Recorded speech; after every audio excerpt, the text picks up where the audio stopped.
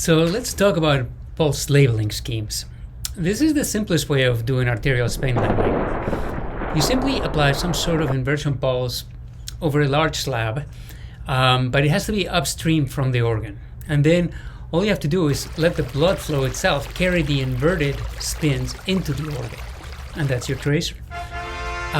People typically use adiabatic pulses for this because they're efficient, meaning they get a very good inversion. And they're also very robust to field imperfections like B0 and B1. Usually the most common pulses that you use for this kind of thing are going to be hyperbolic secants and foci pulses, but you can read about those somewhere else.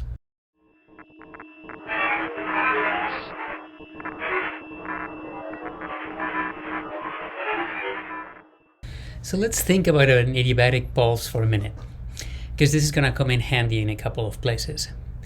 Adiabatic pulses consist of a radio frequency B1 field, just like regular pulses, only that the frequency of that RF field is going to sweep from one side of the resonant frequency to the other. So something interesting happens when you consider this rotating B1 field in the presence of the main magnetic field, B0, and when we consider it in the rotating frame of reference. So let's say that the B1 field is rotating with a frequency that is different from the resonant frequency at B0. Okay? So in order to see things from a rotating frame of reference, you have to multiply the field vectors by a rotation matrix containing the rotations as a function of time. After all the terms have been multiplied, I'm just going to save doing the math and just kind of cut to the end. You're left with a vector that is pointing along the z-axis, and this vector is proportional to the frequency offset of the B1 field, so that delta omega. But you're also left with another vector that has the same magnitude as the applied B1 field, and it's pointing along the x-axis. Okay, so these two fields add up to a net effective magnetic field.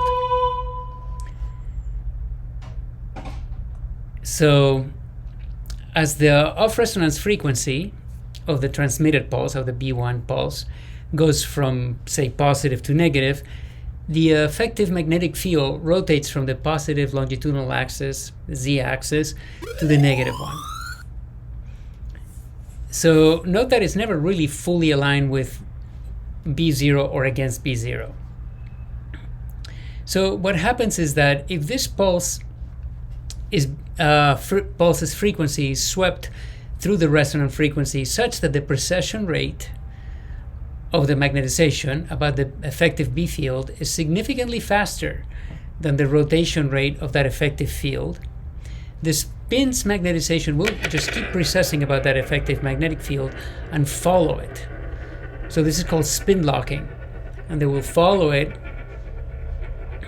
as the effective field is going from pointing up to pointing down. So thus the spin magnetization vector just follows the effective field as it rotates from pointing upwards to pointing downwards. So this ends up giving you an inversion of the magnetization vector. Just the fact that it was precessing about this effective field and it rotated it and it just followed it from pointing up to pointing down. So it's very different from the kinds of rotations that you've seen with regular pulses. If you want to look at this in greater detail, there's a great paper that describes this process in more painful detail that you want to see, and it's going to be shown right here. These kinds of pulses, they have the very nice feature of being pretty insensitive to imperfections in the size of the B1 field. There's an important thing to consider though. In order to get a perfusion weighted image, we need to subtract it from a reference image. In other words, a control image or an image that has been collected under the circumstances, except for the labeling part. The tricky bit is that most RF preparation pulses are likely to have some secondary effects on the magnetization of the region of interest, even when the preparation pulse is applied at a different location. So there are a number of things that can happen at the region of interest, primarily magnetization transfer. This means that when we're collecting the reference image, we need to make it such that it has the same amount of magnetization transfer or whatever effects, depending on the labeling pulse, as the labeled image, except of course for the labeling part. So that way, when I subtract the two things out, the only thing that remains is the flow effects.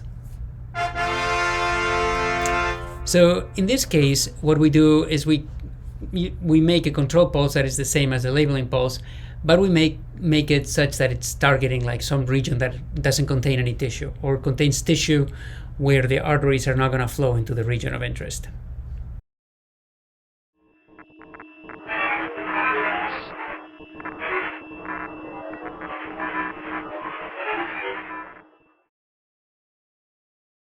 Here's an important side note. Magnetization transfer means that there are many categories of protons that contribute to the observed MR signal. Sometimes they are trapped inside larger molecules, and protons are constantly diffusing or exchanging chemically between free water and macromolecules. So the protons that are attached to macromolecules or trapped inside macromolecules have a different magnetic environment than those that are surrounded by only water.